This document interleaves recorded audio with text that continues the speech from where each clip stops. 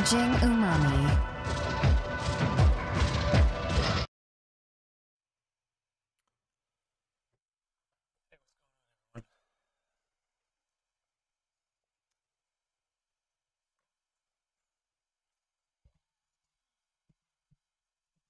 Alright, I'm just drawing some stuff today. Nothing serious. Very serious. Mamie, I just watched Inface last week and its hands. Hey, Zeladar, thank you for the comment there. Appreciate that. And Jericho, thank you too. And hello to everyone else. Okay, so I'm working on Safe Mode episode 3, as well as a lot of music and stuff, so.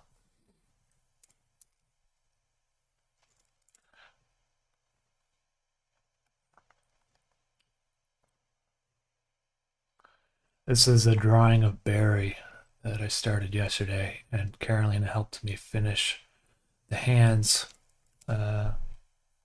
So I tried drawing the hands myself, and that is what my hands looked like.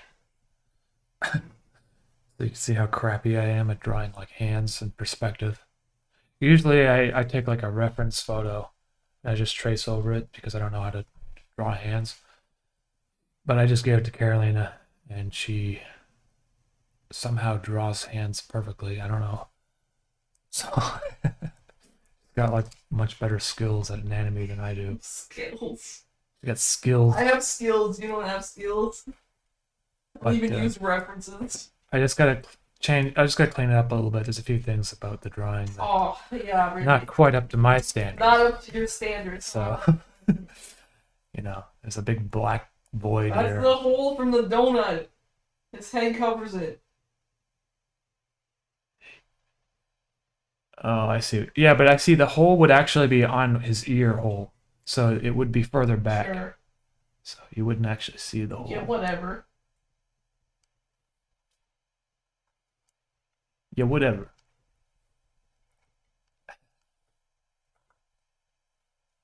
Either way, I don't like how it looks with the big black thing there. So.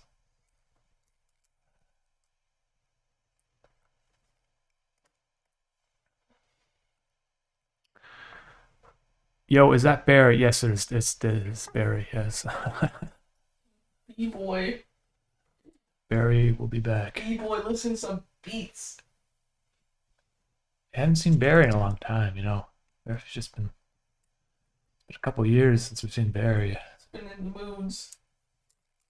Yeah.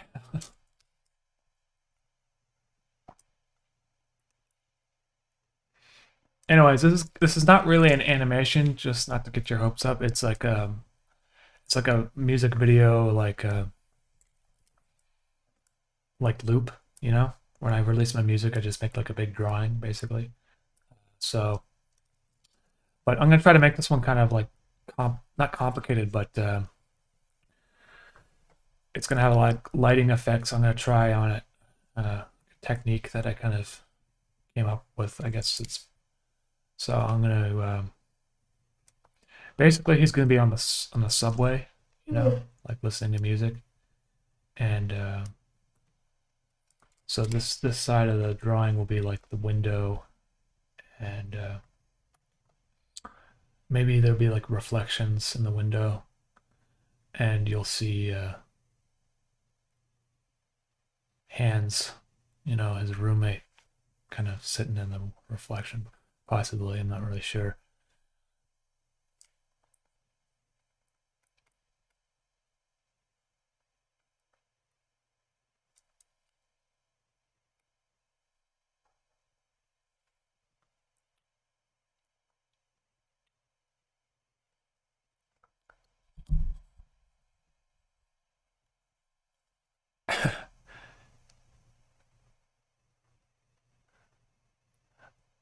I loved Carolina as Lana in safe mode. She was perfect. More of a comment, really.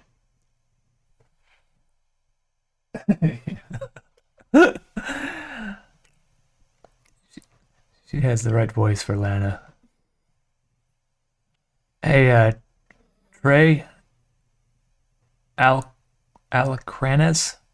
Thank you for the comment there. Have a good day too. Oh yeah, the donuts are the headphones. Yeah, yeah. Jacob Ford. Here's to more New York. Okay, New York style exchange trading floor pin. I can't read today. It's too early. Hey, Jacob. Afternoon, bro. Thank you for the super chat. Oh, it's like 12 p.m. I can't. It's too early. This is not usually when I come out of my slumber. Listen, I don't usually stream in the morning. This is not morning. For me, it's the morning. Yeah. Yeah. Based on. You wake up earlier than I do, honestly. I'm like a potato in the bed. So, anyways, I'm just fixing some of the wrinkles here. Anyways.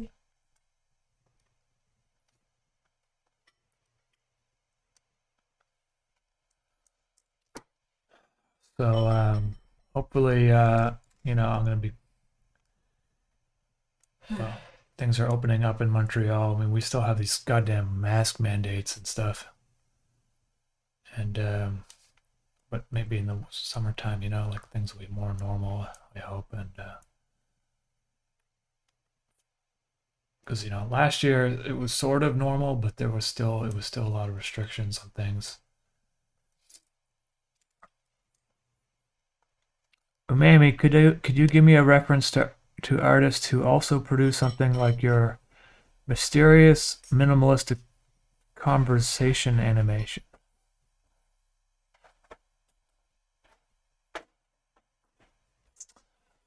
You mean like something similar to Interface or something like that? Or could you give me a reference to an artist that produces something?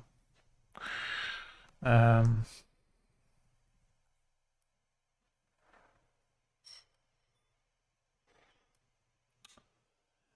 mean, I don't know, man. I have my own influences and stuff. So if you haven't seen Ghost in the Shell, that's like an amazing animation from the 80s. And that's, you know, I like Studio Ghibli movies a lot. And they kind of have like strange characters that don't always speak, or they do speak, but they have their own way of speaking. So if you haven't seen those, I recommend those. But I feel like I'm recommending really popular stuff, you know. I'm not really like into I don't have that much of a knowledge of animation in general, to be honest with you. It's not like I'm really into all this obscure animation, and I know all these like crazy stuff. I just you know, I just kind of like recreate what I like, and that's about it. Most of my creative influences come from cinematic films anyway. So, in which case, then I would recommend like Michael Mann films because of his use of music paired with conversation and stuff like that. It seems that's like something I try to emulate with Interface, you know. So.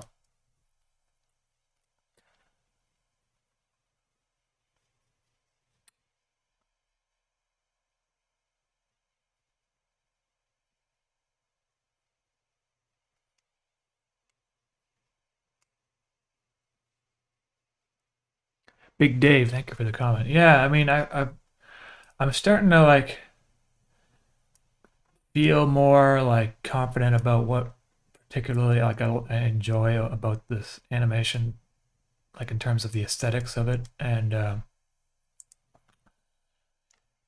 you know, when I started making Interface, I just kind of drew things how I normally draw things, and I didn't really think too much about how the style would look, or you know, and I didn't have the technical skills to make something that looks like safe mode back then anyway. But you know, after using After Effects for like 4 years, almost every other day, you know, and develop like problem solving some stylistic issues I've been having, I'm becoming a lot more like in tune of what I'm capable of doing with the limited tools that I'm using. So safe mode stylistically kind of feels like a culmination of those efforts, and yeah, so that's what I'm and with safe mode is it's towards the end of interface. It was getting too heavy for me. I was like I wasn't really enjoying making it that much, but I had to finish it with the story in mind. And safe mode, I just want it to be more fun and to bring back some of the enjoyment I got from the initial episodes of Interface, where it was just a lot of random shit happening basically.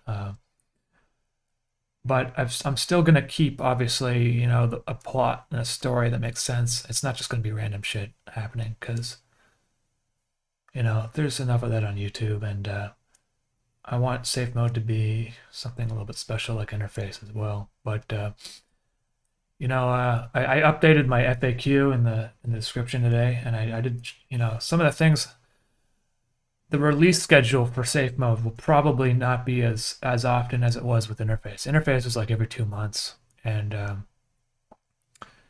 it was really kind of like detrimental to my health sometimes. I was just spending way too much time drawing on the computer, going a little bit crazy at times, and so with safe mode, it's just more like, here's this fun thing I'm working on, and it's going to be finished whenever it's finished.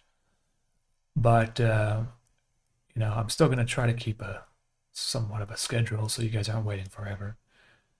I also did hire someone in Montreal part-time to help me with the series, and that's going great so far.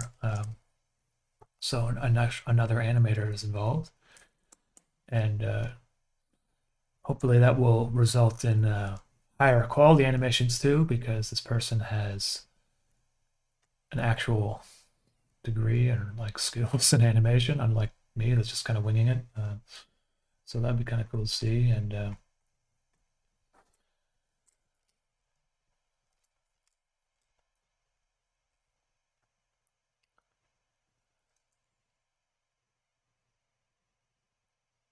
Emigan, you go.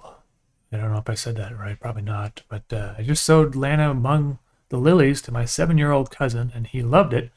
The part where Smear slaps his head, he lost it. Oh, that's great. Yeah, that's what I'm talking about when it comes to like more comedic. It's just some of those like funnier kind of just visual gags. Like that stuff makes me laugh so much too, and like that Ren and Stimpy kind of humor, and just like delayed responses with like this weird sound effects, and that's what I want to get into. There's probably going to be some like serious moments in safe modes like there was in Interface, but it's going to be a lot less about that than it was with Interface. Like something wrong with my brush. Yeah, scatter was not. Oh no, that's not what I want. Scatter. Well, I want scatter. I guess it's fine.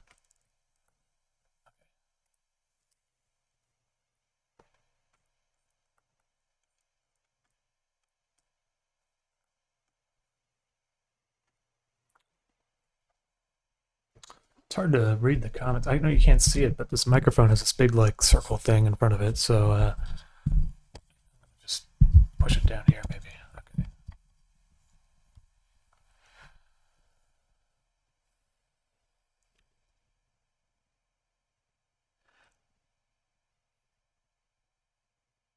Dylan Gammons. Yeah, man, the frog plushie is on its way.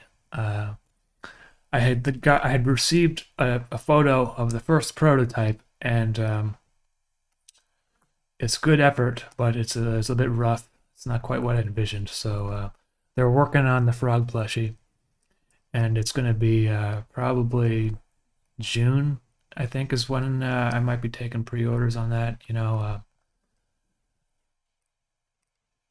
I have no idea how long it's going to take them to get made. After the puzzle, the puzzles were supposed to show up around Christmas time, and of course they only started shipping like last month. So I'm gonna try to not like. I'm not gonna really give any promises about when they'll be made, but the pre-orders will probably be in June.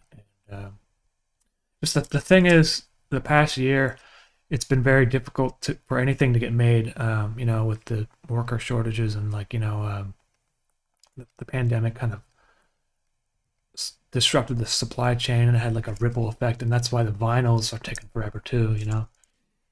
But they will be made, frog plushies for sure. There's like a huge demand for. A lot of people asking me for them, so so a lot of people discovered Interface after the bird plushies were sold out. Which is kind of unfortunate because I can only order so many at once without like bankrupting myself, because you basically I had to pay for them up front, like you know what I mean. So like imagine like 1,000 plushies. That's a lot of money to just spend. So I do the pre-orders, but like if I usually order more on top of the pre-orders. So like there's like I don't know extras, but kind of at the whims of like my series kind of like fluctuates in viewership, like because of the algorithm. So suddenly there's a lot more viewers after stuff is made.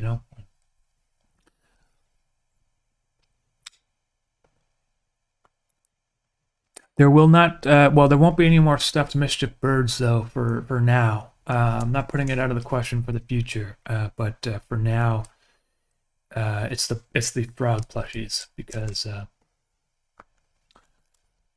yeah, I can only do these things like one at a time because it's just basically me. I'm not like a huge company or anything, so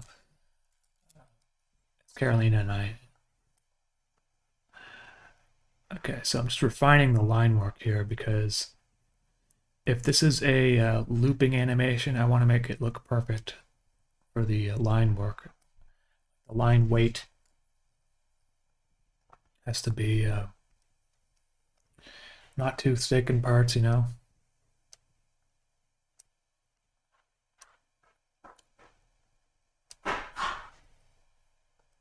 I'm starting to look pretty good now.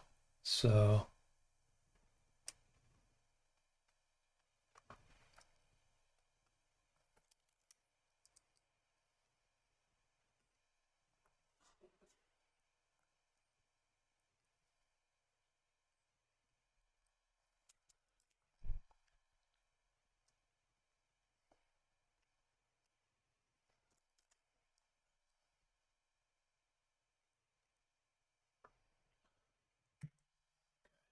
I should probably save this into a place that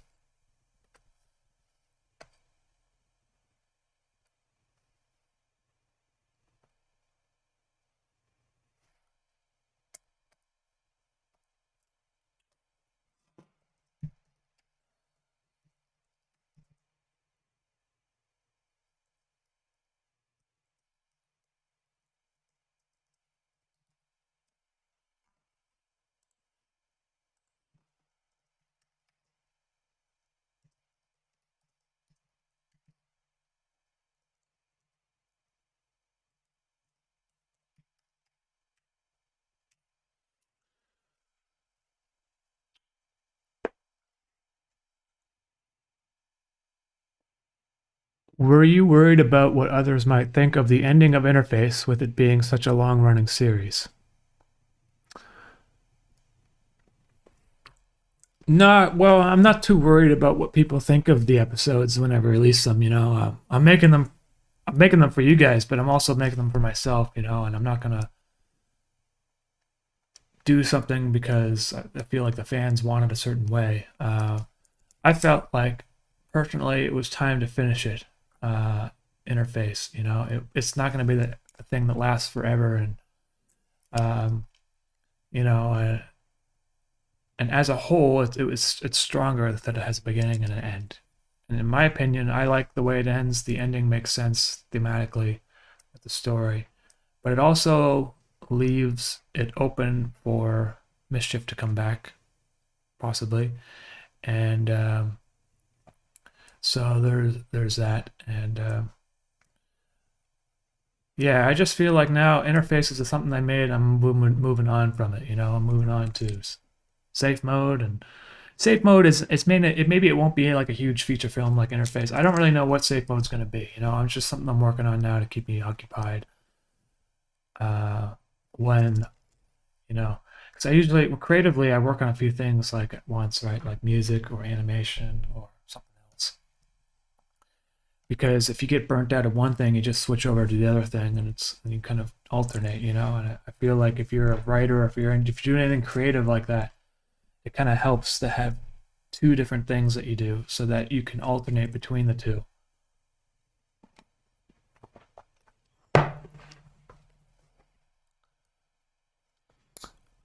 World of Andrew, love the driving shots in the last safe mode episode. I think you nailed the 3D components, especially with the shot that pans upward with from Smear's license plate. Yeah, yeah. Thanks, Andrew. That was a fun one. That was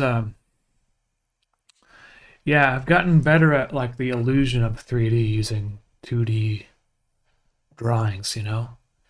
And basically, I thought the one thing that really sold it on me was when I started animating the suspension of the car separately from the body of the car, because usually in all my previous animations of cars, I don't think I really did that. I might have been one shot where I sort of did it, but anyway, the suspension was like it just made it feel real all of a sudden. These little details, and it doesn't even take much. It just takes a little bit of you break it up so that the bottom part of the car is separate from other parts.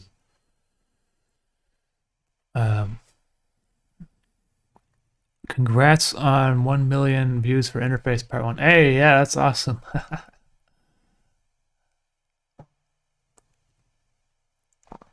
Yeah, Big Dave. Yeah, so yeah, I mean the Frog plushie should be coming June, I think. So. Would you do any one-off episodes with safe mode characters like how Mischief did with Adult Swim and Big? Oh yeah, Aaron Cho. I don't know, man. I haven't thought about doing that. It's not out of the question. Just I haven't really been doing commissions. I just don't feel like doing commissions, so I don't. So like those one-off episodes were like something I did for Adult Swim, and I don't know that I might if I were to continue doing more though, I'd probably continue doing them with Mischief so that there's kind of some lineage of story there. But I don't know. Who knows? Brian Ego, thanks for hitting the. Hey, congrats for hitting the music that makes you poop playlist. Yeah, yeah, that was funny. I noticed my views were going up on Spotify, and I was trying to figure out where they're coming from. And some guy made a playlist called "Music That Makes You Poop." That wasn't where the views were coming from, but I just thought it was funny.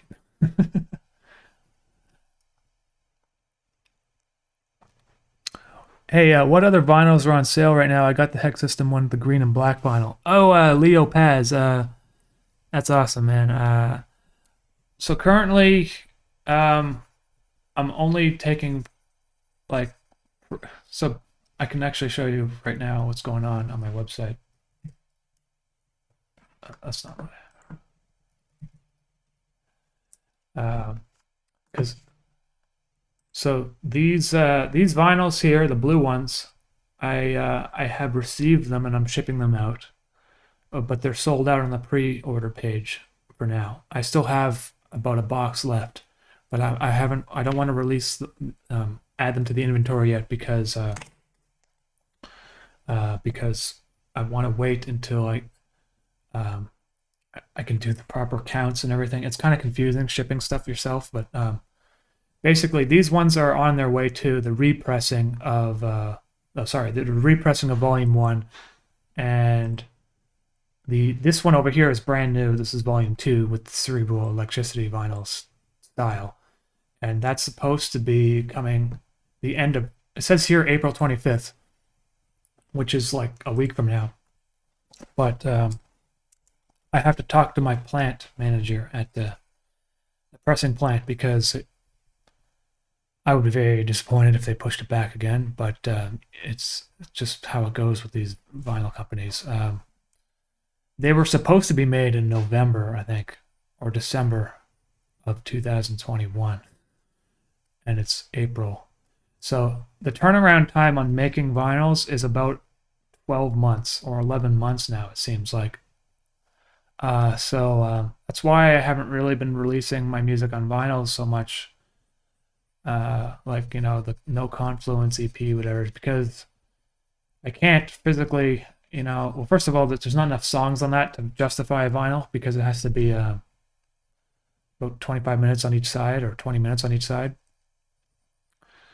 But it would also just take way too long. And I'm trying to get away from doing pre-orders because I don't like the idea of holding on to my fans' money for like a year without even having delivered anything. You know what I mean? It just psychologically, it makes me kind of stressed out a bit because if anything goes wrong and I'm not able to fulfill those vinyls that are being made, then it's like, that's a lot of money that I gotta like refund everyone, it's like, and it's a long time too. So anyway, so that's the situation on the vinyls. I'd love to make some more, but it's like vinyl sales have gone crazy the past couple of years, and so it's been really difficult to make them. But that being said, I do plan on doing another one eventually, just the time's right.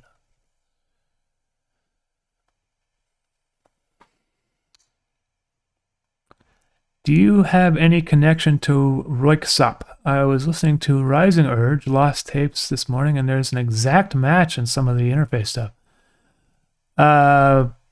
DM. Well, I'm not sure if there's an exact match, but I listen to Roiksop from time to time, so it's possible that some like influence is carried over there. I don't have any connection to them at all, though. But yeah, I mean, when I make my music, I just kind of just play on my keyboard, and it just comes naturally. So wherever it comes from, it could be like subconsciously there's some similar motif that I heard somewhere else, But oh, there's like white. Hold on, I gotta get rid of some of this. It's like white on this drawing somewhere. Yeah.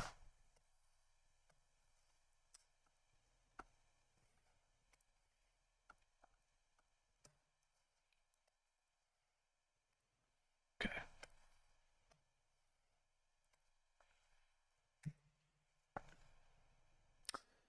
Danny Allen. Hey, I'm a big fan of. Hey, Danny, what's going on, man? Where'd the inspiration from Cycle of Life come from? Cycle of Life. So that's the second one, isn't it? Or is it the first soup one?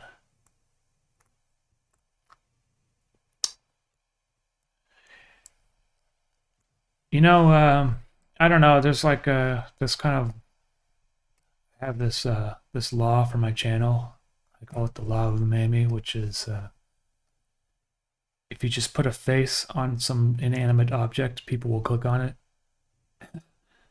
And so I was like thinking at the time, I was like, how do I make a, first of all, I mean, here's the problem with making content on YouTube, okay? You can have a great idea, but if your thumbnail isn't good, or if your thumbnail is not clickable, not if it's not good, if your thumbnail doesn't have something about it that makes people want to click on it, people won't watch it, because like a few percentage differences in the click-through ratio of your thumbnail will affect whether or not the algorithm pushes it. And so that's just the shitty part of YouTube, because it reduces what could be a good video down to a little pixel, like a couple, a little image with a title. So I was thinking, yeah, a soup bowl with a face would probably be something people would want to click on. And then so I did that. Well, it wasn't just that though. I was inspired by there was like a Japanese animation.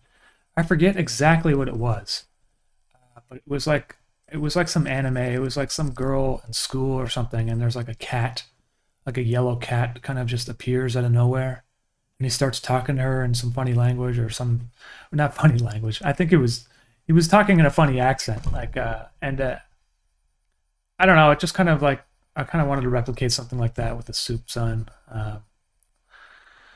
So I forget what the animation was though. Someone probably knows what I'm talking about.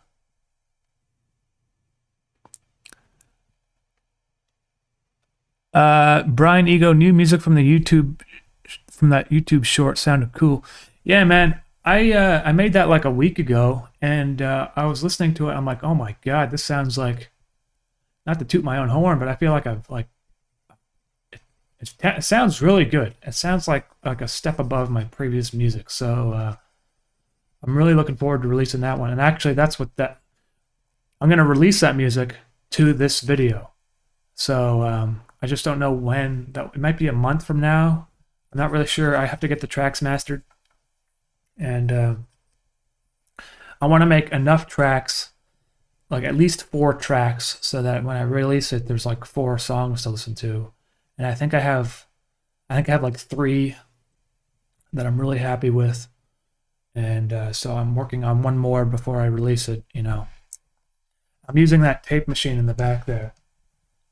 I've been tracking my electronic music to tape.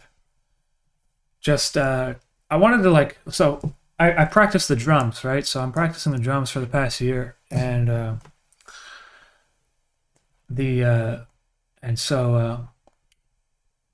actually I start recording the drums now. I don't do anything special. I just take this Tascam DR44WL, and I just basically have it like this in front of the drum set. It's not how you're supposed to record drums, but I don't really care. It sounds fine, and it sounds kind of lo-fi anyway. So I do that, and I've been recording my electronics sounds and running it to the tape machine, which the guy that runs the drum studio that I practice at was selling it. I guess his uncle had it for like 20 years or something, and basically untouched. So all I had to do was clean the tape heads. So they're dirty as shit. Like, but you know, the difference. So when you play, if you make an electronic song and you put it on the tape and you play it back and you compare it between how it sounds just digital versus how it sounds after it's run through the tape machine, there's almost no difference in sound. It's the 4-track tape is like so high quality, and the noise level is so low that it almost sounds the same. And if you were listening to it on speakers, you may not be able to tell the difference. But with headphones, you can tell the difference. And I listen to a lot of music on headphones, especially electronic music. And the difference, in my opinion, is that the high frequency sounds, like the cymbals being hit, or like just resonancy kind of pitchy sounds that are tricky to, like if you play the piano with like a reverb, sometimes you get these like resonant sounds that don't sound very good. They like pierce your eardrum. But if you run at the tape, it kind of tames them somehow. I don't really know how it does it. It like tames them down just a little bit, you know. And it's different from just putting an EQ on it. It's like it like makes the sound feel kind of like glued together a little bit with the rest of the music that is happening on the track. And when you re-record it back onto the computer, the difference is very small, but it does kind of give it like this sort of really subtle, like little subtle kind of like retro sound to it. I don't really know exactly the words to describe it, but you know, if you listen to the soundtrack to like synth music that was made in the 80s, they would record all to tape and stuff. So if you listen to like Scarface soundtrack, You know, it's kind of got these like it's kind of got this like grit to it, a little bit of noise. I don't like having too much noise in the mix, so when I do run it to tape and back, I do my best to reduce the amount of noise. It's almost not there, but it does add a little tiny amount of hiss because it is being run to tape.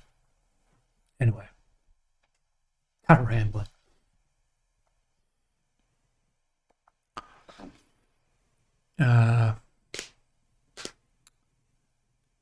Sauce 11, dumb question, but have you created art your entire life? I mean, my dad was is a graphic designer. Well, he's kind of retired now, but and so yes, art was kind of always a part of my life because he would always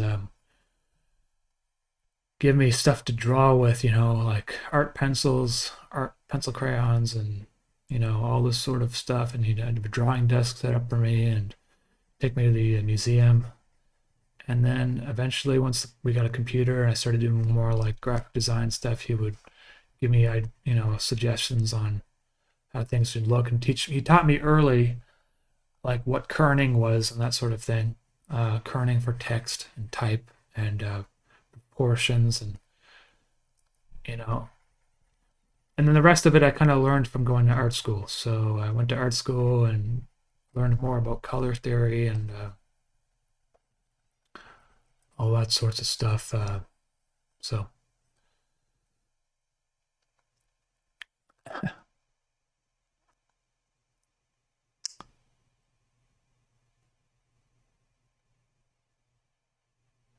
Juna G just got done paying my taxes after printing it off until the last minute. Happy to see you this live. Love your work. Hey Juna, well, congrats on getting your taxes done. Yeah, I was working on that with Carolina last week. It's kind of complicated for me because I have to I got it's like YouTube revenue plus like merch, and I have to keep track of the inventory and how much I still have left and how much things cost me and all that stuff and how much the costs get made. So I got like this crazy spreadsheet now, but I think it's pretty much done now. So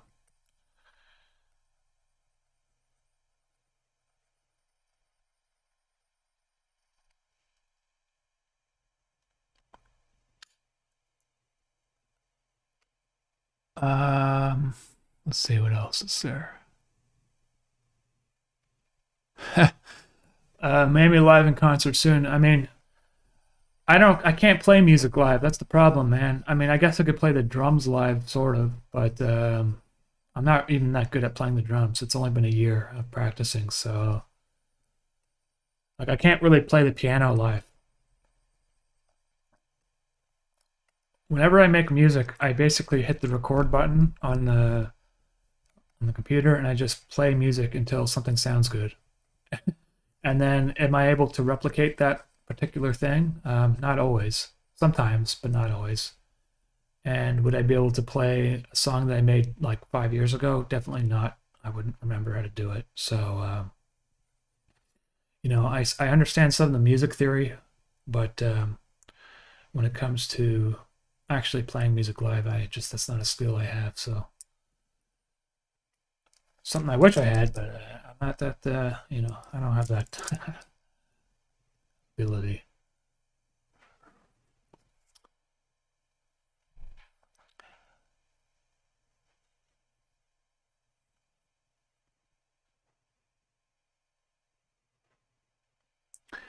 Yeah, so I know that with tape, when you like record too high of a volume or whatever, it doesn't quite clip that the way that like a digital clipping would happen. With the computer, if you clip your audio, it sounds bad. But with tape, there's like a natural kind of like gradient to the upper limit of its, and basically you get what's called tape saturation when you kind of record hot to tape. And the effect is that it kind of acts as like a compressor where it brings all the low sounds to the top and the high sounds down. Well, actually what it does is it acts more like a limiter, but it kind of sounds like a compressor because of the it's like a natural way. And actually there's a lot of people out there who master their music just using a tape machine because it naturally is capable of bringing the sounds together. But you have to be careful when you're doing that because I found that you have to still watch out for like centering the bass and stuff. Sometimes it's off if you didn't. Anyway, so what I'm gonna do, I run it to tape and I'm gonna send them to get mastered digitally on top. So mastering for me, I have a mastering engineer that I use, Alan Wheeland, who is a great engineer, by the way, if anyone's looking for one. And but when I send him the music, it shouldn't really change too much in terms of how it sounds. It's because when I mix it, I try to mix it as best as I can to how it should sound when it's mastered.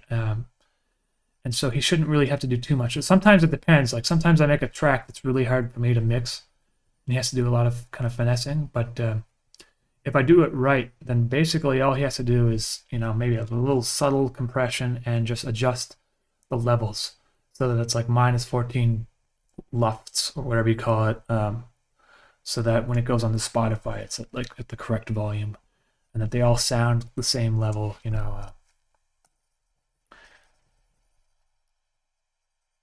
Mastering for vinyl is a bit different though. Not so much anymore. Depends on how you get your vinyls made. If you use like direct to metal mastering, I don't really think it matters that much because the way it works is kind of like they've kind of come a long ways. You could basically just send them the digital masters, I think, and it would probably be fine. But if you use a lacquer master, then you got to find an engineer that knows what they're doing. Anyway, talking a lot. I don't usually talk this much in the morning.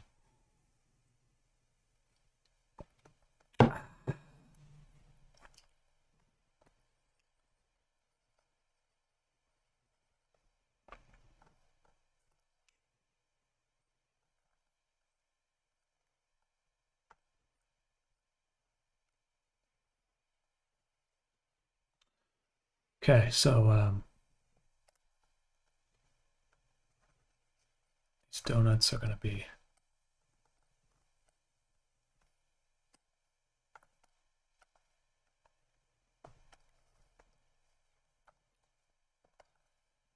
yeah, so I colored his face in like the dark skin color, and I'm going to go on top of it.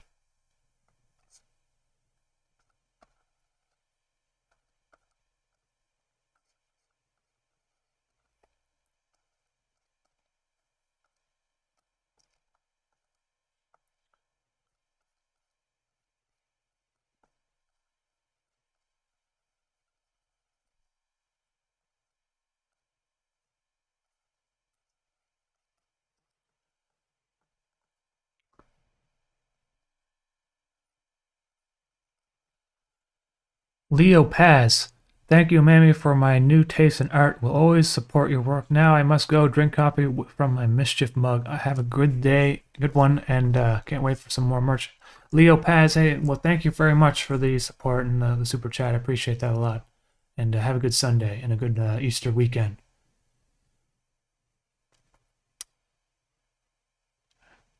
Is today Easter? Or is that tomorrow? I don't know, man.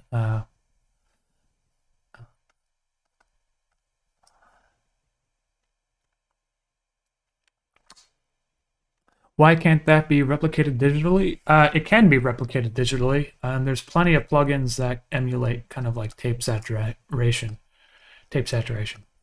And honestly, probably most people, I don't think anyone can really tell the difference if you were to play them side by side. Some guys plug in that does tape saturation, and you do, if you were to do it naturally, maybe someone might be able to tell, but the digital software for plugins has come so far in the past 10 years because music production has kind of exploded. The price of everything has come down, such as MIDI keyboards. They used to be like $700 for a keyboard. Now you can buy these like little keyboards for $100, and they have velocity, sensitivity, and stuff. I remember when they were like coming out, and there's like velocity sensitivity was like a new thing, and like, now the new thing is polyphonic aftertouch, which is kind of rare, I guess. I mean, it's been around since the 70s, but not a lot of keyboards had that built in.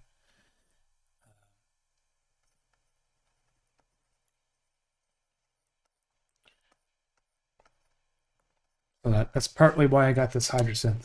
It's got the polyphonic aftertouch, which I've been using a lot of the aftertouch. Sometimes when I'm playing a song, all I do is have two fingers on separate notes held down, and all I do is just modulate the pressure of the key. And you can still make music that way, just two notes like that. I'm pretty sure the first song I made for safe mode was like it's like pretty minimal, but what I did was I just kept my finger held down on the keys, and I would just pressurize them to make the certain sound that I wanted. Pretty cool.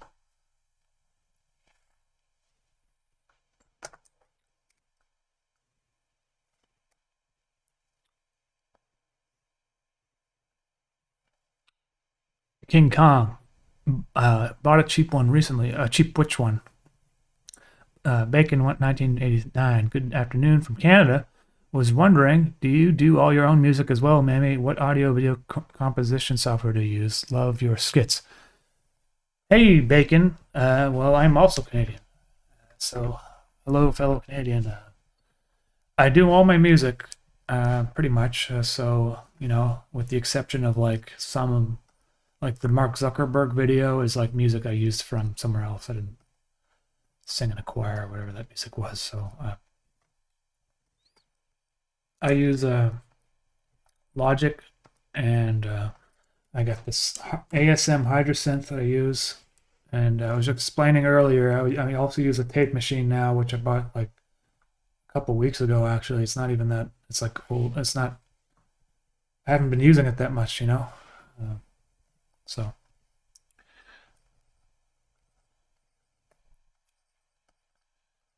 And my next EP, whatever I want to release, is going to be all kind of like synth music, but run through the tape machine, so you can kind of hear the tape a little bit. You're not really supposed to hear it. It's supposed to be just a subtle difference and change.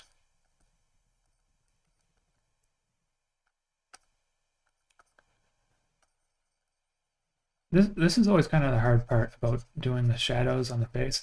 But I'm actually, just so you guys are aware, when I'm coloring this in right now, I'm not going to do, I'm not shadowing, I'm not putting shadows where I should be, because I have a different technique for doing shadows, which I'll show you afterwards, maybe if I get around to it. Yeah. So I'm basically just giving him texture on his face right now.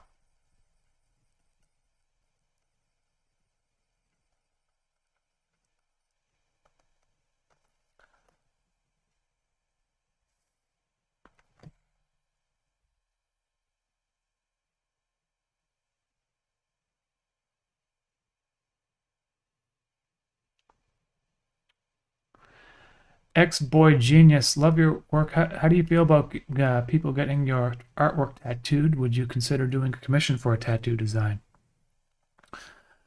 I don't do commissions anymore, but if you want to get a tattoo of something I already drew, that's totally cool with me. So you can go ahead and get that done. I know there's a lot of artists out there that that aren't cool with that, but I really don't care, And I appreciate you asking me though too.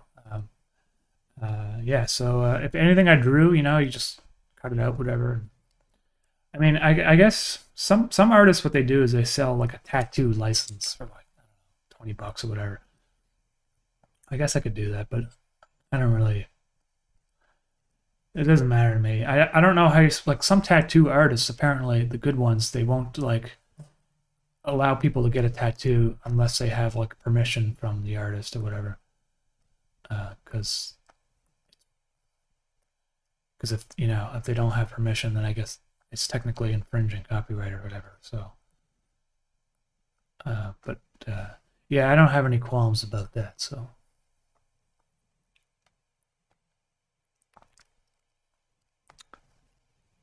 Are those everything bagels? Well, they're actually supposed to be donuts. I just haven't colored them in correctly yet. So this probably might be a different color.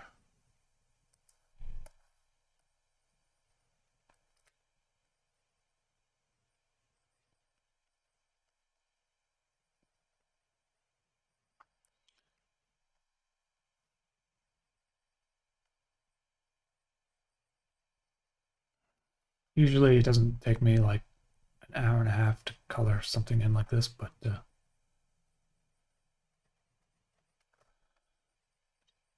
that's why I do it on these streams. It's so it's like I can multitask, but usually I can't do it. Oh, maybe make this one green. Yeah.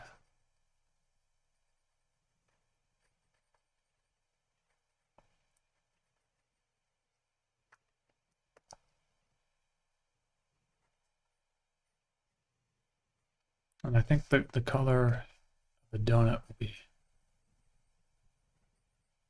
more yellow.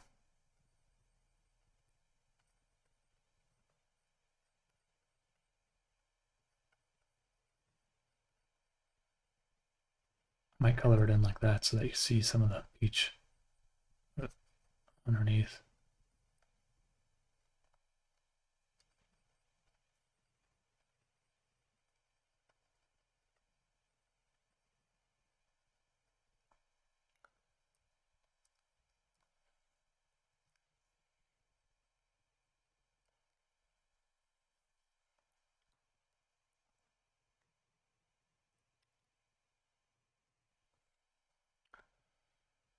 I have an extremely buggy but also extremely good sounding VST I wrote in C++ over the past decade. That would work with your aesthetic? Want a free copy? Yeah, man, I'll try that out. Enric, send it to me at hexsystem.info@hexsystem.com. Send me an email and I'll try it out. Or you can just Twitter it to me or whatever. I don't know how you communicate, but see if I can. Yeah, info.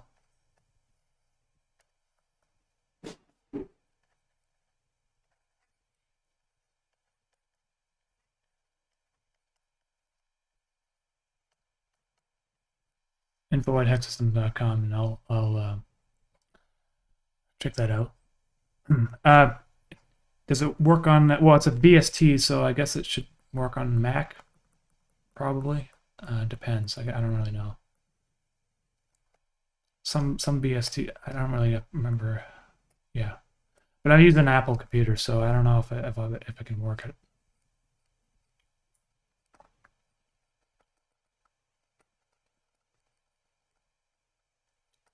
Usually the VSTs, though, I think you just drop them in a folder somewhere, and it works.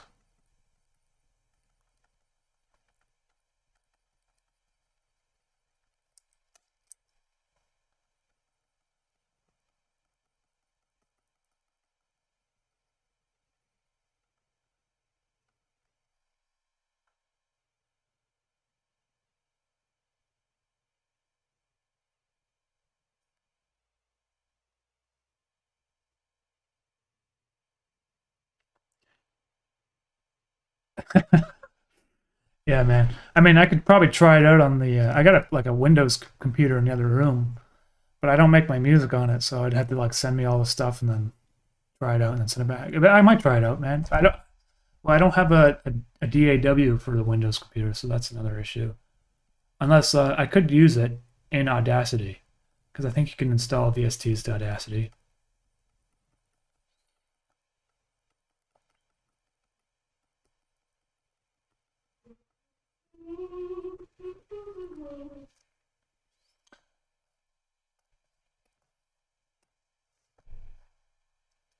Okay, now I have to give his red hair, which, I mean, Barry kind of looks like Henrik a little bit, but he's not the same guy.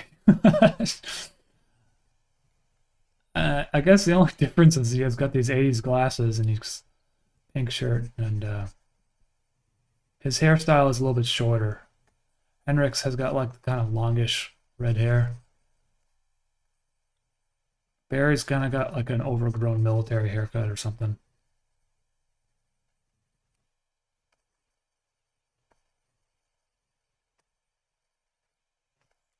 And his face is a little bit more like a lot of horizontal lines in Barry's face.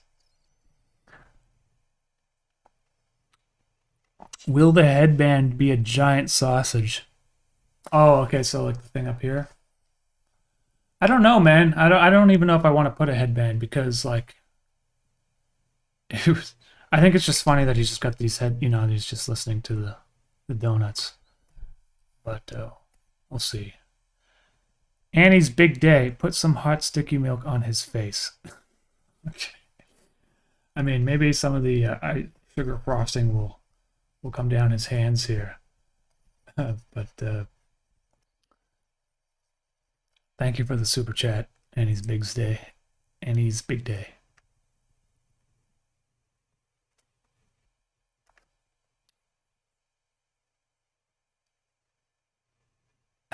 Just post the C++ code right here in the chat. I can't figure that stuff out, man. I tried to learn C sharp to make a video game in Unity once, and from like a course, and I realized that programming is not for me. I mean, it probably could be something that I could do, but I'd have to start like 15 years ago, and I don't really want to pick it up, if you know what I mean. It's just like I got too many other things in music and stuff, and I can't get into programming. I'm trying to get into more less computer involved hobbies. I spend too much time on the computer anyway, so well, the drums, playing the drums is great because it doesn't involve any computers. Will we ever find out what happened to Caillou's corpse after being injected with Jerry fluid? Well, honestly, I kind of got tired of drawing the story for that, but probably, I mean, he'll come back probably just out of the blue one day. I'll be like, hey, guess what? Here's a 90-day update. It's going to be even more rotten than it's. I don't know. I haven't really thought about it since. I don't really know what prompted me to make those like updates on him, just other than trying something new, I guess, just always trying to do something a little bit different with my channel, something using the community page or whatever it is.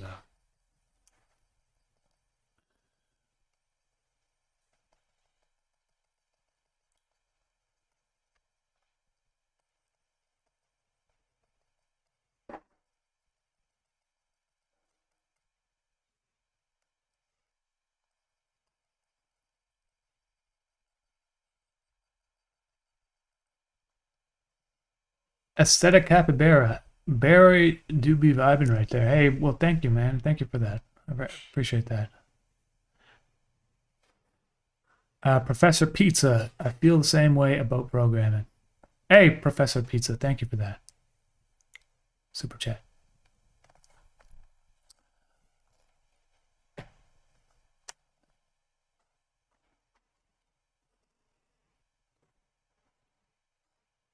Would you collab with Joel Haver on something? Yeah, man. I've been meaning to. I mean, I've talked to him, and he's offered a voice, for an animation, and I definitely want to do it.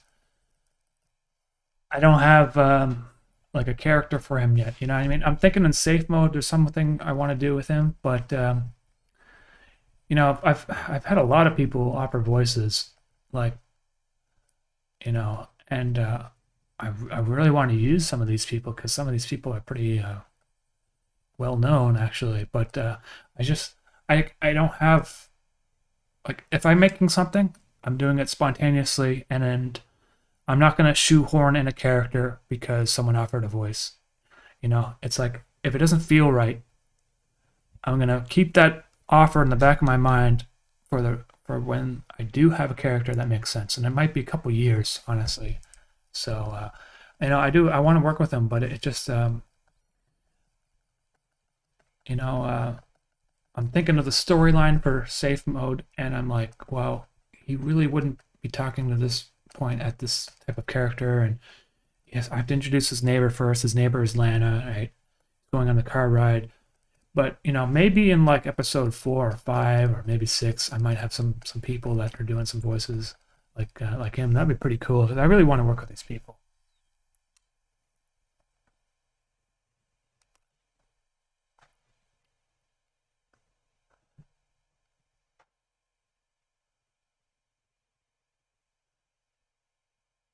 Scruffy the janitor. Hey, what's going on, man? How you doing? I don't really live stream that much, you know. I do it like maybe once or twice a month, so and I don't have a schedule. So whenever people pop in, that's when they can see me, and that's, you know, answer their questions and stuff. Okay, so there, I like his hair. Looks nice. But now his fingers just still, I'm not quite finished here with his fingers, his face.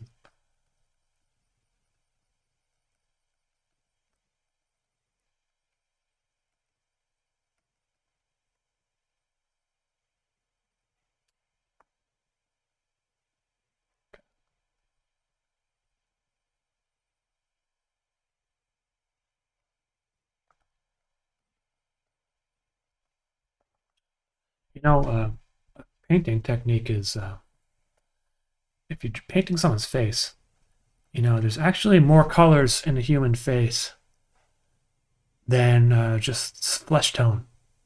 You know, if you just paint someone in flesh tone, you're actually missing out on the very subtle variations of color that make a face look real. And actually, a face, human face, well, white people at least, have quite a lot of green in their face, and you don't even realize it. And it's just some little areas in the face where there's not enough blood, or there's just the blood doesn't quite go to there. Actually, the light bounces through the skin. It kind of gives off this very minimal kind of green tone to it, and you know, maybe it's going to look a little bit crazy because my animations are so colorful. But if you do add a little bit of green here and there to the face, and if you were to step back and like blur your eyes, maybe it might. It just, I don't know if it really translates honestly. But for painting, look for that. A lot of contemporary painters, uh, Alexander Kanevsky, I think, or what's his name? I don't know. Alexander Kanevsky?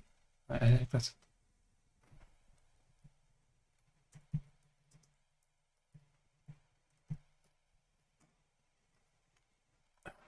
I think I'm thinking of a different person. Definitely not the software engineer. Alex Kanevsky.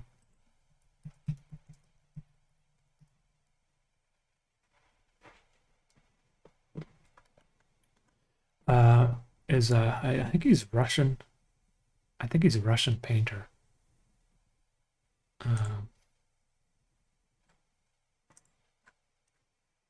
Anyways, let's see if I can.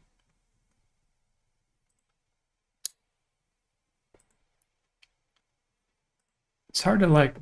Well, he kind of paints in like a very kind of like a blocky, kind of impressionistic sort of way.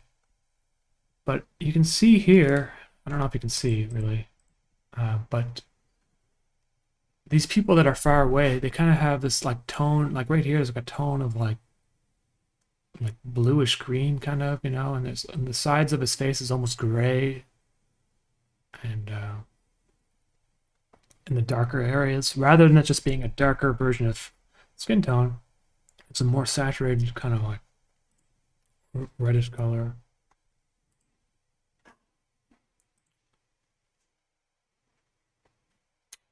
I don't know if I can. Oh God, I hate Pinterest. Pinterest sucks, man. I don't know why Google allows Pinterest to be in their search results, but all these results are from Pinterest. I should just type in Yandex.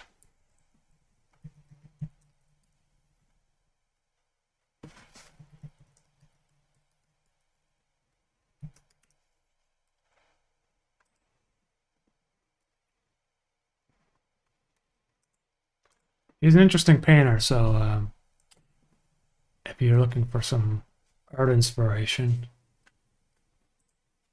some of this stuff kind of reminds me of like Francis Bacon almost, you know? But anyway, this is like an impressionistic painting of a face. Why is he using green? It's because there's actually bits of, you know, you don't, it depends on the lighting, you know? Lighting determines the color of the face sometimes. I don't know if this is a painting by him. I don't think it is. This is the recommended painting from the side here. But let's see what else is there. That's a crazy painting. 1963. This guy's a well-known painter.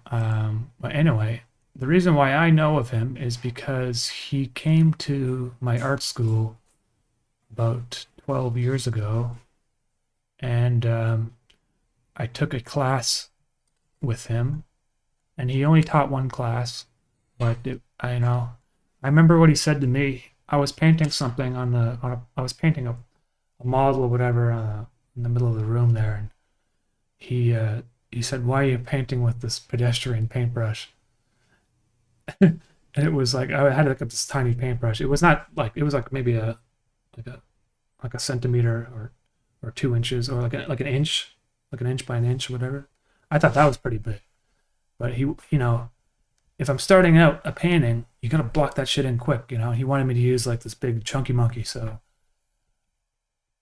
I don't know. For some reason, that stuck with me because, you know, why am I getting all finessing it with the details here? I should be fucking blocking that stuff in quickly, paint quickly. You know, impressionistic. I only got 25 minutes or half an hour to do this model in this pose, right? You got to look at the bigger picture, you know. Anyways, his paintings are really cool, and so that's all I got to say about that. Moving on. Anyways, yeah, so I like to incorporate sometimes like the wrong color, like you would think it's the wrong color, into the face. Just here and there. Sometimes, you know, when I'm drawing Henrik, I have like a little bit of orange, just so that gives it some like variation of color in there, and it's not so flat looking. You know, already it kind of looks like, you know, I could use this light blue here, honestly, probably in some parts, because you know, there's blue veins underneath your skin that comes through the light sometimes. You just got to be careful not to overdo it sometimes. Even white, you know, I put the white in there just to give it like a bit of a little bit of highlight, you know, especially with his glasses. Usually I have the glasses kind of painted with a reflection, like to denote light bouncing off of them, but that might be a little too strong.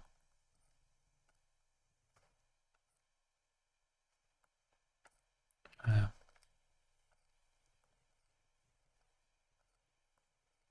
can always change this stuff later. It doesn't have to be set in stone, but that looks a little bit better already. The glass is popping out a bit, you know? And maybe some of the green is a little heavy-handed, so I might go back in here. Just scoop some of it away. And get this dark brown color. You can even, you know, underneath the eyelids here.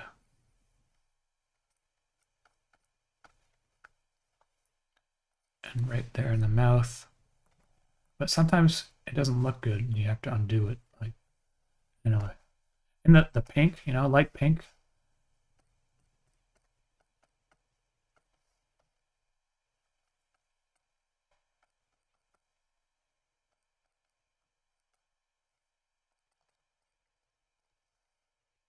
Yeah. I mean, I've did this painting of this guy. Uh,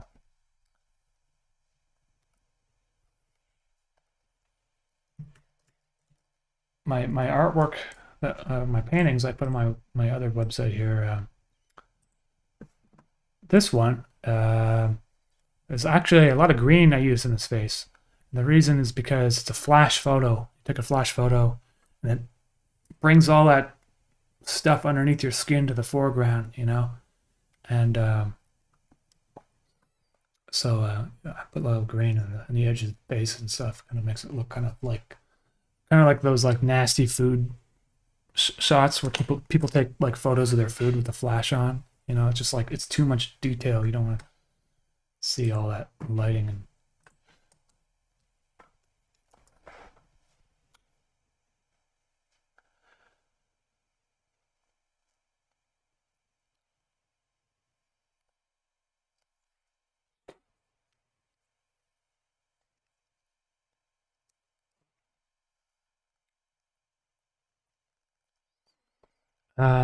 Josh Hudson. I I remember watching some like video about the Philadelphia experiment like a while ago, a long time ago, when I was like early teens or whatever. Uh, and no, I don't think it's real. It's just you know, people ask me that question a lot. Actually, probably put it in my FAQ, but I think it's just a you know, back then they didn't have everyone didn't have like phones, so they took their word for things a little bit more. This was before the internet, so someone said, "Oh, I saw that ship in that port at a certain time." That's weird. It doesn't correlate with what actually happened, or probably just some miscommunication or something, rather than actual teleportation. You know, I don't know. They had some sort of technology on that ship though, and I think it had something to do with like I think degaussing a ship is a real thing. And I'm not really sure what the point of it is. It's something to do with like the radar, but it doesn't make you invisible. You know, from what I understand. But if you could theoretically bend light around you, like if you could bend the light that's coming behind you to come into the front of you, you could sort of like make a mirage sort of effect and or make yourself look hidden. I think that was the idea.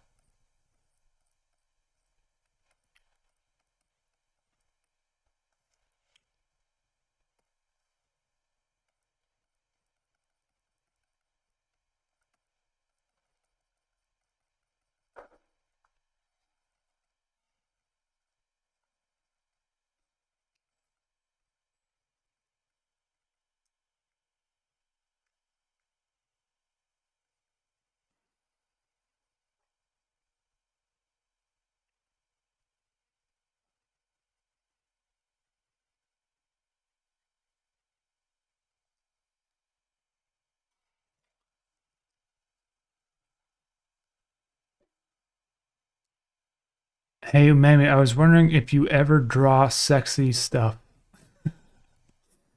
I mean, who's to say this drawing of Barry isn't sexy?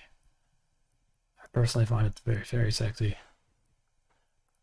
Um, but yeah, what are you talking about? Like Big Bob and Vajen? No, I don't draw any of that stuff. uh,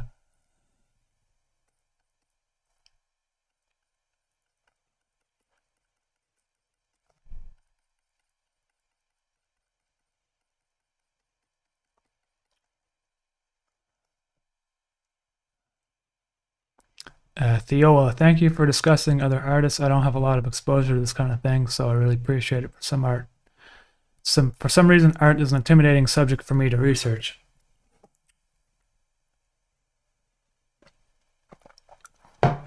You know, as much as I fault Instagram and Facebook, but if you do follow a few artists on there, like say if you were to follow Alex Konetsky on Instagram, which he does have an account, it will start recommending to you other artists, and you don't have to feel like you're actually doing like research. You just kind of, sometimes whenever you're bored, you just scroll through Instagram to see what's out there. And my feed is full of artists now because the algorithm kind of like knows this is what I like to look at. And I find a lot of cool stuff out there on Instagram, on Instagram. So that's like one way to find some art. That's the one cool thing about Instagram is it's a visual medium, and you're not competing with like TikTok videos and that sort of thing. So you still get to see just true paintings and stuff. It's looking at a painting on your phone does not the same, or even on the computer. So sometimes if you have an art gallery in your city or whatever, or the next city over, just go once in a while, just with an open mind. You don't even have to like it. That's one thing people feel like you're supposed to go to an art show and be like, oh yes, interesting what the artist has to say about this. But me personally, if I go to an art show and it's not connecting with me, I'm like, all right, I'll just go on, move on. Next thing. A lot of the stuff, contemporary art it's really there's a lot of pretentiousness around it sometimes, and I don't buy it, honestly. A lot of that shit, you get this like artist statement that doesn't make any friggin' sense whatsoever, and it's like 50 pages long. There's a lot of that in art school, and it's a lot of horse shit, and they teach you that. So that's what makes the art worlds inaccessible sometimes, But also, here's another thing. There's a show on television, the BBC. I don't know if you can get it where you are, but it's called Fake or Fortune, and it's a show about people who have these old paintings, and they think that it might be attributed to like a famous painting artist from the past. But the good thing about that show is it's not just about like, oh, this painting's worth so much money and this and that. They actually go into detail about how the artist would paint something versus how a similar artist would paint something separately, and they got all these, and they break it down on a scientific level. They go into the pigments being used and stuff like that, and it becomes kind of like a science show at times. So if you're looking for another way to get into art, I would recommend Instagram, for one, but also the show Fake or Fortune. And here's the thing, with Fake or Fortune, a lot of the art that's on that show, I personally don't really connect with it that much, because it's all like portraitures from like the 1700s, or some guy in a wig or something. But sometimes they have I think they had once they had a Sigmund Freud painting on there, but there's it doesn't matter, because the host Philip Mold has like such a passion for this that you feel invested in it just by watching it, and so I recommend that show if you ever get a chance. It was on Netflix a while ago. I don't think it's still on there anymore, though, so you might have to figure out some other way to see where you can watch it.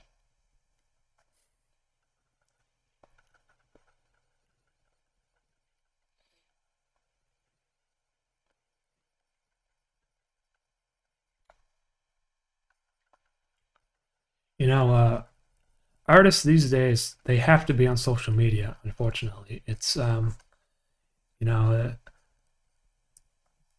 it used to be you could just somehow get your way into a gallery, but if you want to build any sort of following these days, it's like you have to be you have to have a social media account, and it's kind of changing the landscape of the art world in some ways, maybe for the better or maybe for the worse. It depends. I wouldn't say it's better or worse. It's just different now. You'll find that on Instagram, there's a lot of artists that kind of have a very similar style for everything that they do, and every painting looks the same. And that is because of how the algorithm works, and not necessarily because that's how their artistic practice works. And it's very unfortunate, because it's similar to YouTube, where if you have a bunch of followers that like this one thing you did, they want to follow you to see more stuff that you did that's similar to the thing you made previously. And it kind of prevents an artist from developing themselves stylistically or exploring new territory, because their fear of ostracizing their previously existing audience. And even if it's not a big percentage, even if it's just 1% or 2% difference in viewership, or, the algorithm will see that discrepancy and be like, oh, and then they would not show it to a broader audience, whatever it is they're doing. So that's kind of that's a unfortunate part of the changing world of the art world, in my opinion. There's still some artists out there that are capable of making artwork that challenges their audience a little bit. Me personally, I don't really, I do keep in mind that there's an algorithm showcasing my work, and I make some stuff. Some of my animations I make for the algorithm, for sure. Like the My Pee video was one that I kind of made recently that I thought would probably do better than some of my other stuff, and it did, especially on TikTok. When I put it on TikTok, I got 800,000 views in like one day, Anyway, but for the most part, though, I just produce shit, whatever I think is good. Or I literally can't make artwork unless I want to do it. So if I'm forcing myself to do it, it just doesn't happen. That's, yeah. Sorry, it's not Sigmund Freud. I meant Lucian Freud. Yeah. Yeah, Sigmund Freud. I think I made that mistake twice on this live stream.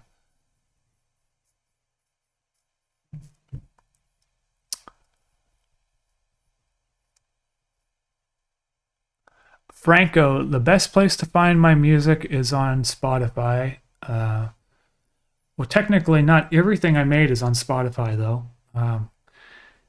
If you wanted to download everything I made, Bandcamp would be the place to go. So, hexsystem.bandcamp.com.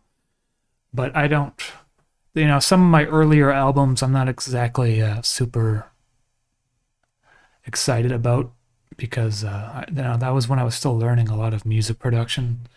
So I don't want to put it out on Spotify, because it feels like it's old, moving on from it. But I always recommend, if you have Spotify, listen to my music on Spotify, because I'm really trying to promote my Spotify. That seems to be where a lot of people listen to music nowadays, so myself included.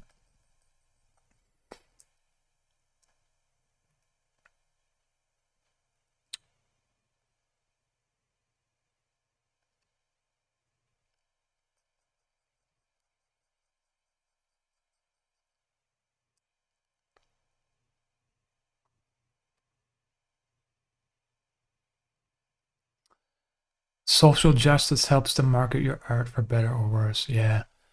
Yeah, I don't really there's some political stuff I get involved in, but I don't really want to have that influence my art in any way, really.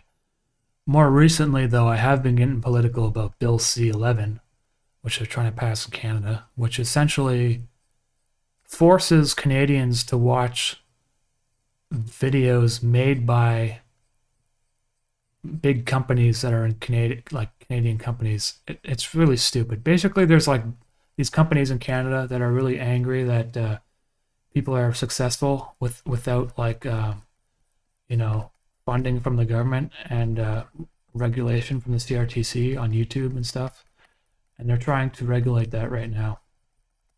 They're trying to treat YouTube as some sort of broadcasting thing, even though they're telling you that it's not. I've read the bill that they're trying to pass, and it's so vague. It leaves up in a lot of ways to abuse it. One of the things which they, is 100% clear to me is if I were to put my videos on my own server outside of YouTube, like umämivideos.com or whatever, I would be subject to this broadcasting act.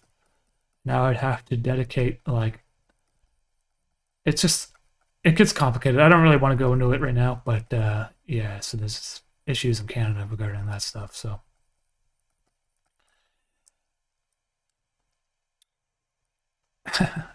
that was a real Freudian slip.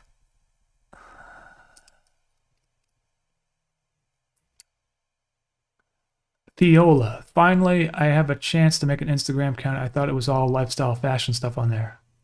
Yeah, so Theola, what I would suggest is immediately follow Alex Konevsky. And then I would also follow, I don't know, just follow follow the Guggenheim's Instagram, and or MoMA or Montreal. Eventually, the algorithm will understand that you're into a certain thing, because I don't get any fashion stuff on there. Sometimes I get an ad that's completely unrelated. I got an ad once for I don't know. They were trying to sell me scaffolding, like a fire escape from the outside of the building. I was like, but anyway, at least the art stuff seems to be okay, pretty good sometimes. Yeah, I'd say.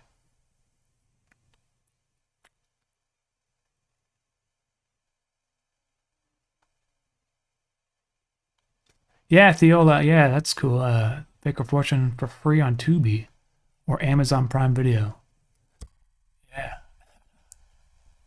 I'm really into that show. I love that show. I don't know. You'll find it's also really well shot too. It's really well made. They put a lot of effort into the production of the show, which it's not exactly all that common anymore.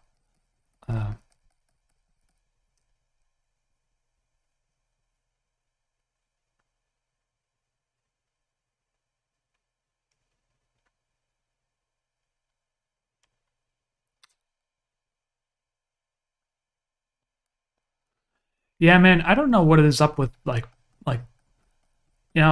understand that people have to get involved in politics, but I just feel like there's so much people on Twitter and stuff who are literally nobodies, and they go on and on about politics, and I don't know why it's like this thing that people care about so much anymore. It's the same shit for the past 30 decades. It's like, I understand you're supposed to get involved and you're supposed to be in politics. It kind of baffles me that so much people are dedicating such a significant portion of their brain resources to a bunch of horse shit,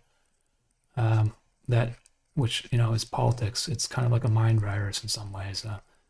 And I wish people would just get back into just making cool stuff. I don't know what's going on, man.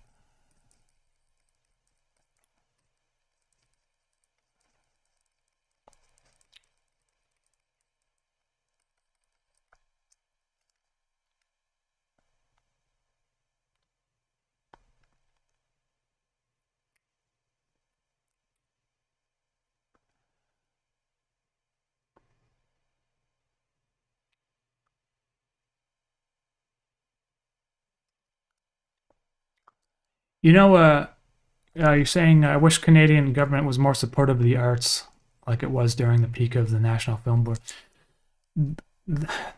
It's really like every time I've never gotten funding from the government for actually, okay, so the CBC licensed one of my animations.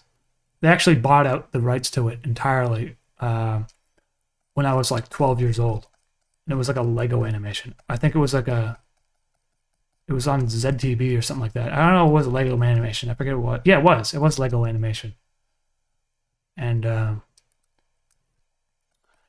but other than that, and that was $200 or something. Which back then I was like, whoa. I don't even know why they bought it. It's because it was on ZTV, which was this Canadian thing where anyone could up. It was basically like YouTube before YouTube existed. And if the moderators liked your stuff, they would broadcast it on television. I'd say that was when CBC was cool.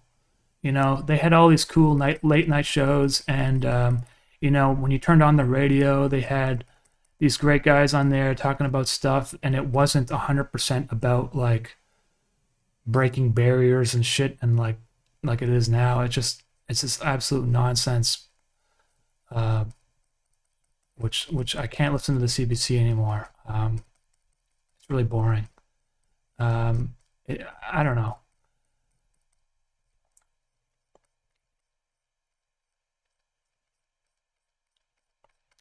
But that, you know, the CBC used to be okay, and I'm hoping maybe one day it will swing back. But I'm not optimistic about it. You know, a lot of well,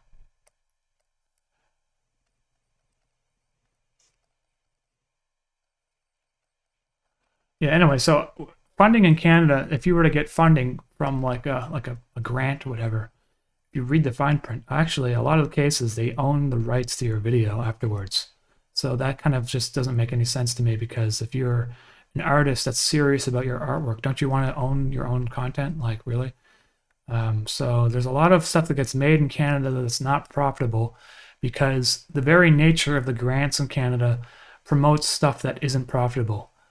Basically, because if it was profitable, then people would not want to give up the rights to it so easily. That's my opinion on it. And so basically, we're awarding people in Canada for making really boring artwork that no one cares about. And that includes videos and films and television shows and movies. Um, yeah, so.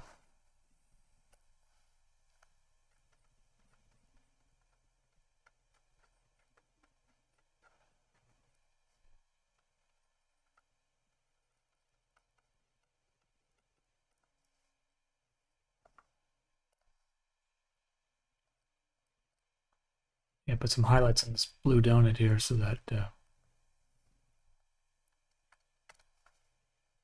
kind of looks like glossy, you know. Put some pink sprinkles on it.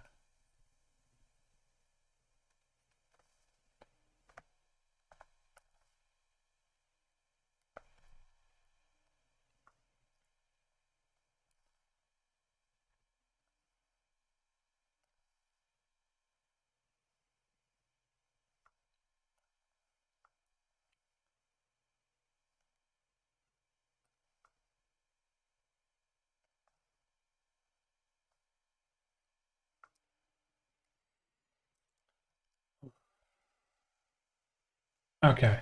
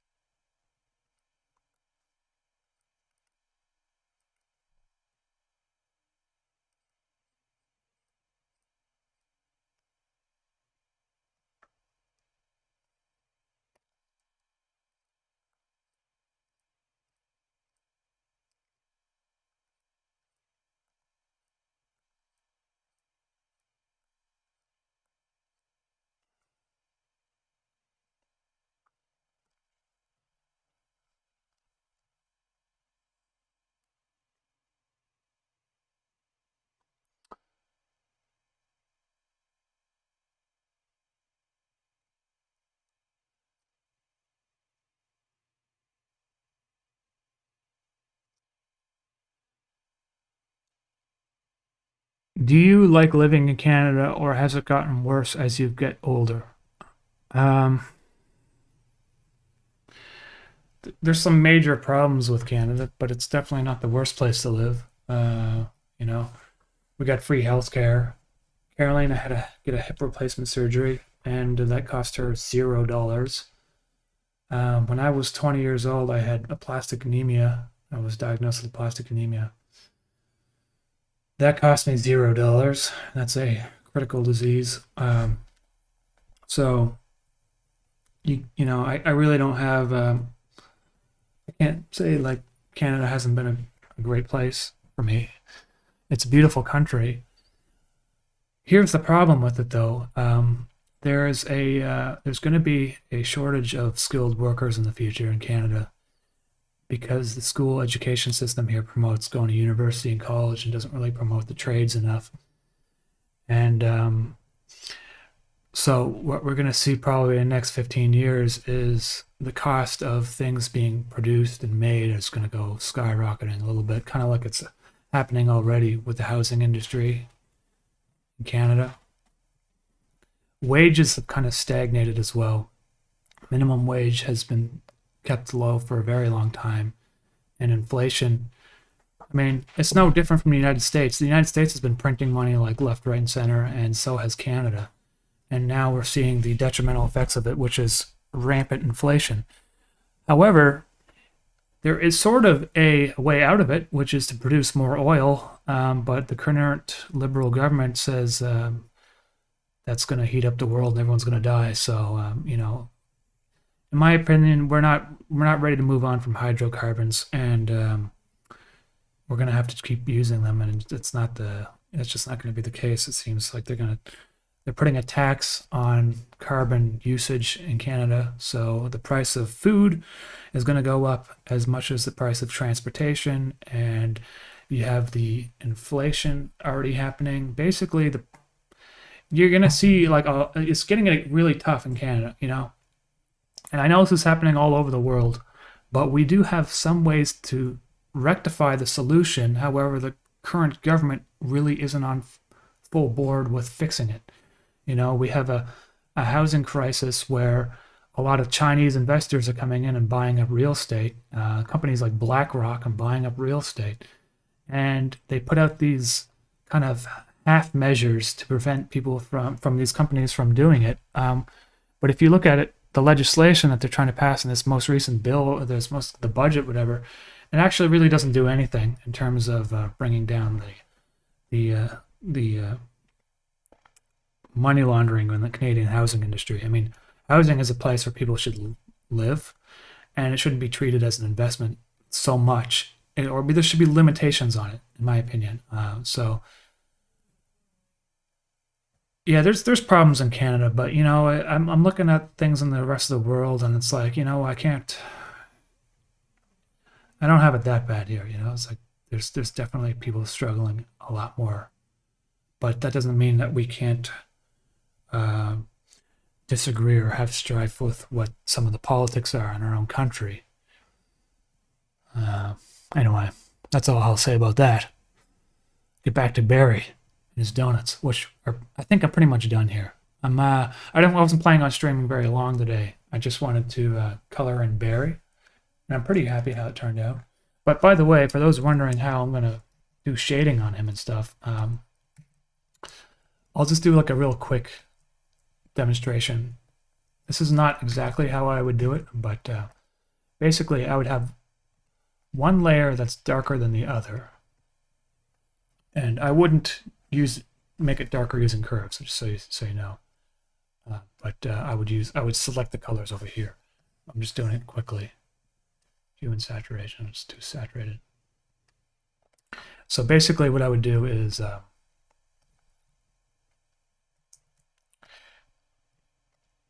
make like a track matte, or whatever you call it, or I forget what you call it in Photoshop. But now I draw on top of them. I can give them shadows, where I want, real quick.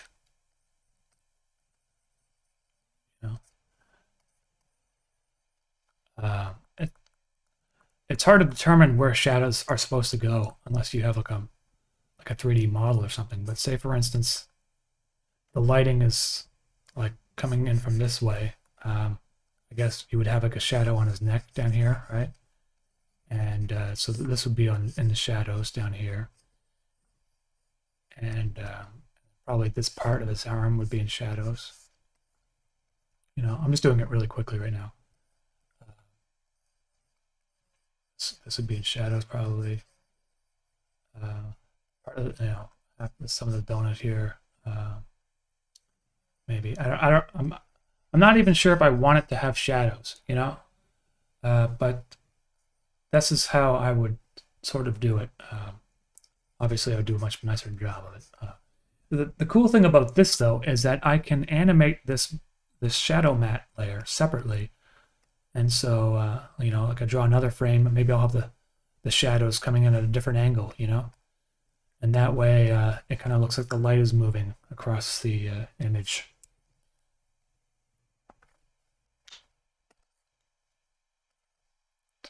To sell the effect, you really have to know where to put the shadows, though.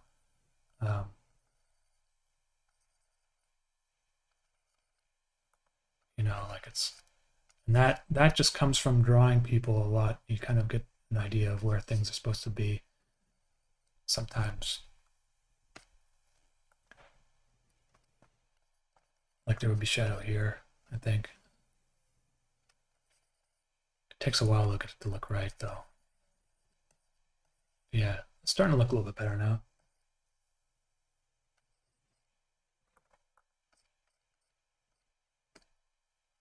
Yeah, I mean, that looks okay, sort of.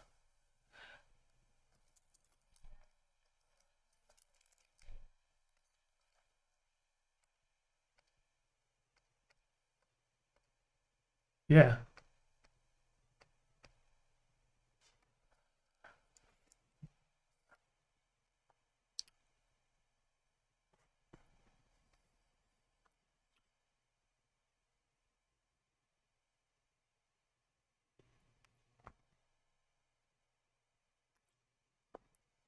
Yeah, I mean,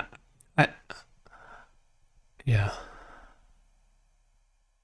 Well, what we should really do is, you know, rather than tax people to death in Canada and putting you know, they should just start building thorium power plants, or, you know, or even uranium power plants.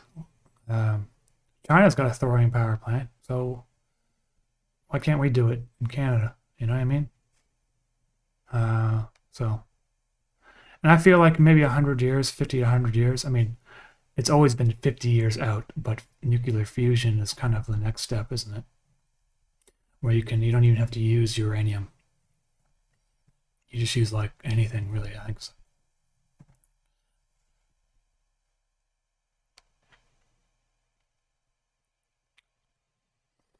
Benjamin F. I really love what you do, but I work 40 hours a week. Should I give up on my dreams of ever being good at anything artistic because I have no effing time in my life? Happy Easter. Well, Benjamin F. I mean, I used to work 40 hours a week. Well, I mean, I still do. I work 40 hours a week now, but on the artwork. But I used to work 40 hours a week editing videos for other people. But I would still find time to make music on the side. I obviously wasn't making as much music as I am now, but it depends. I mean, maybe your job is really stressful and you do feel drained, but you should at least have a desire to create artwork, even if you do work 40 hours a week. And even if it's just a couple hours on the weekend, you know, it doesn't have to be a lot. You know, the problem with artwork nowadays is like you can do artwork for yourself, but if you want it to grow into something successful, you have to promote it. You have to promote it. And the promotion is possibly more work than the actual artwork.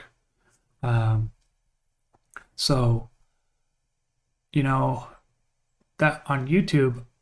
So when I started my channel, the whole reason why I started animating was because I wanted to get people to listen to my music. And so I made an animation using my music. But you can see how animation is like 5 times more work than the actual making music part sometimes. Well, in my opinion, it is. So it's, you know, it's not an easy question that you asked me, but I feel like if there is an artistic inclination inside of you, you should at least try to work on developing that. And you may not be able to do it with your job 40 hours a week. But for me, like creating artwork is something I have to do. It keeps me like mentally sound, you know, and it gives me something to work on and provides me with some sort of some purpose or whatever, you know, because otherwise I spend too much time wasting. I waste time. I don't. What am I going to do with my life? You know, I got to do something. So I hope that answers some of your question there. Um, don't give up on your art. You really have to force yourself to do whatever it is that you want to do. You know, even if it's like a half an hour. You know, when I make music, I don't spend like the whole day making music. I do it for like an hour. That's it. Even after all this, you know, sometimes I do spend the whole day making music, but it's not often, you know. A lot of times I sit down, I make music for an hour, and that's it. That's all I can do for the day. So, you know, that's all I'm saying about that. Ralph Mack. I read Tesla created power from air. Elites hit it. Well, Ralph, thank you for the super chat. I have no idea what they're doing. I know that the next thing that they're working on is like solid state batteries. Apparently, I don't really know how that works, but apparently they're like batteries that don't wear down. They don't like deteriorate so much like current lithium ones do, so you can charge them up forever. At least that's my understanding of it.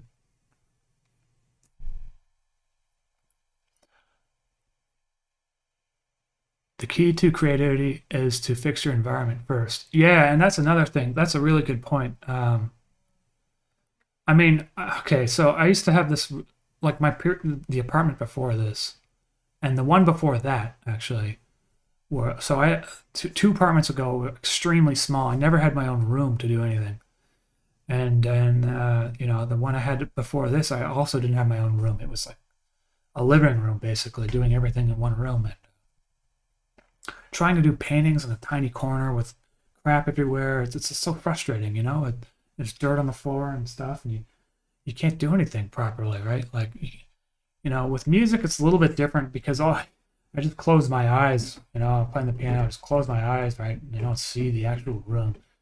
But if you make your space a little bit nicer, more cleaned up, it cleans up your brain too, you know. Thankfully now, you know, thanks to you guys, I got an apartment I can live in. That I got my own room in now. You know, it's not a big room, but it's my own room for making music and stuff. So that's what I'm in right now. I don't know if you guys watch my old live streams. I used to have like my old apartment. I'd have like cardboard boxes and stuff like right up to my back and stuff from all the shipping of the merch and stuff.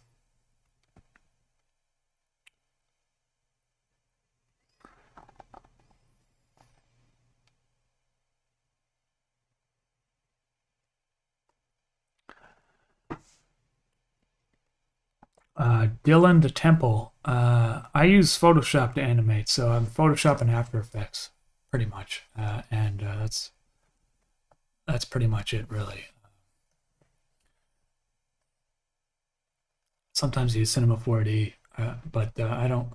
I use it mostly for referencing angles and stuff now, and not so much for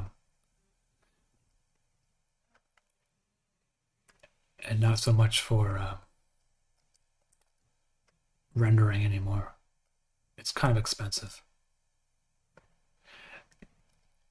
Another thing just to be aware of when you're making shadows, make sure they're saturated enough, because you notice how like when I had the saturation down here, it kind of makes it look lifeless.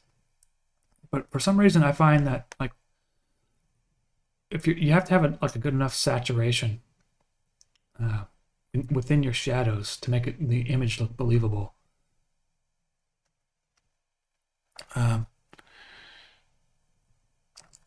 Anyways, guys, I'm gonna call it quits for today because I got my shot done, and I'm gonna try to go outside and get some fresh air on Sunday.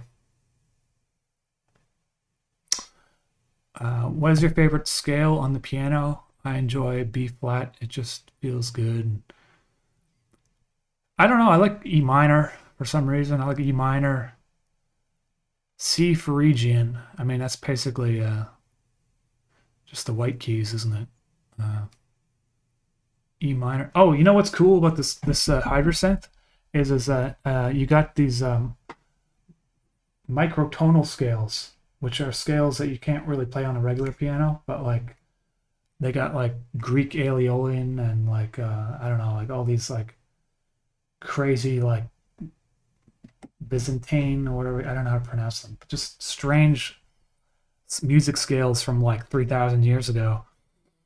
And most of them kind of sound strange, honestly, but some of them are pretty cool. You know, some of them sound pretty nice. All right, guys, I'm calling it in. Hope you all have a good Easter weekend, and thanks everyone for the support over the past while. And I'll talk to you all next time. And I'll talk about the synth a little bit more next time. Sorry. See y'all. Bye.